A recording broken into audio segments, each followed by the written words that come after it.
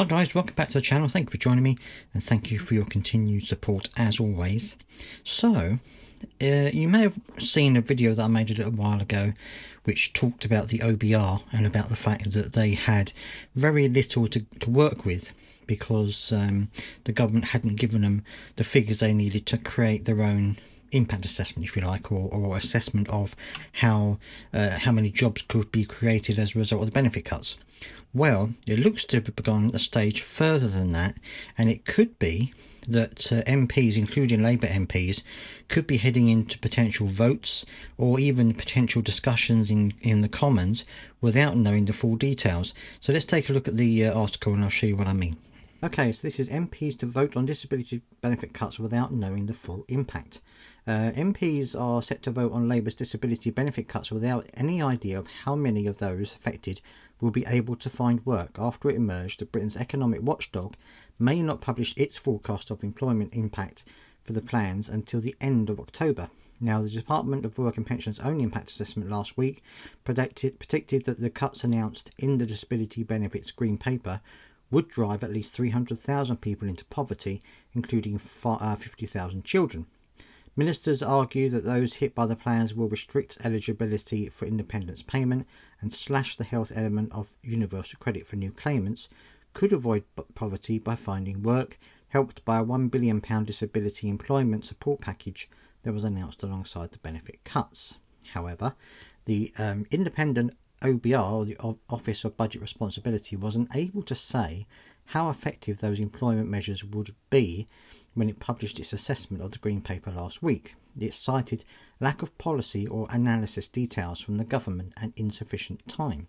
So the OBR was unable, because of the government's lack of detail, basically, they were unable to make their own conclusions as to how effective this Green Paper would be at getting people back into work, which, of course, I said at the time smelt a bit fishy to me because, they didn't want necessarily these bad figures to get out when the spring budget was being announced. Instead, the OBR plans to include an assessment of the labour market impact of the Green Paper in its autumn forecast, which last year was published on the 30th of October.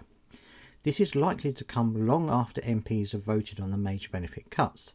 The government intends to bring primary legislation in the current parliamentary session, which is expected to end in July. This legislation would allow the cuts to take effect in 2026-2027. To force through a policy change without full analysis is not only poor governance, but does not seek to assess whether a policy would be effective, said Labour MP Rachel Mascow, an opponent of the cuts. No government should make such decisions when the stakes are so high for disabled people.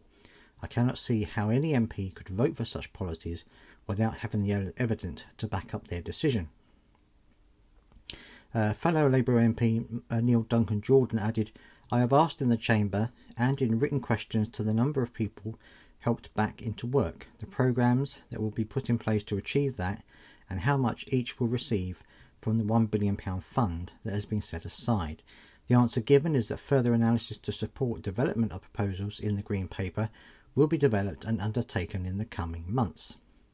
This certainly means that MPs are likely to be asked to vote on changes to disability benefits before knowing the full impact of the changes. I'm not sure that's a good way to make decisions, and it's likely to cause colleagues even more sleepless nights. The OBR forecasts that 3% of those affected by the last government's now abandoned plans to restrict disability benefit would find paid work. Now that was the Conservatives' plans. The OBR forecast that 3% of those would find paid work. So it's a very low amount.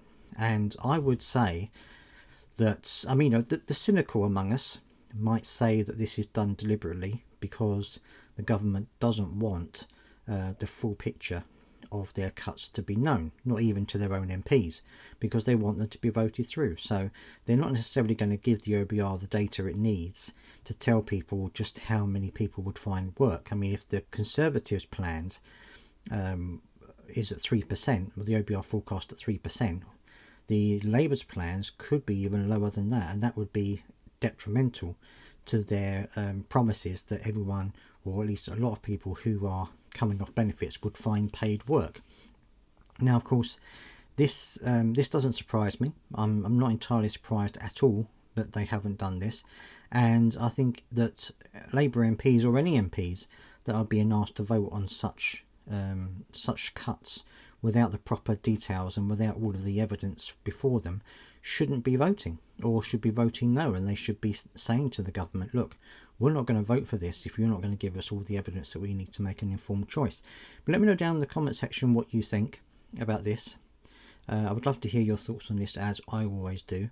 And don't forget to subscribe if you've got this far, because I do talk about these things most days. And I hope that you're all doing well on this very sunny day as it is down here, and I will see you next time.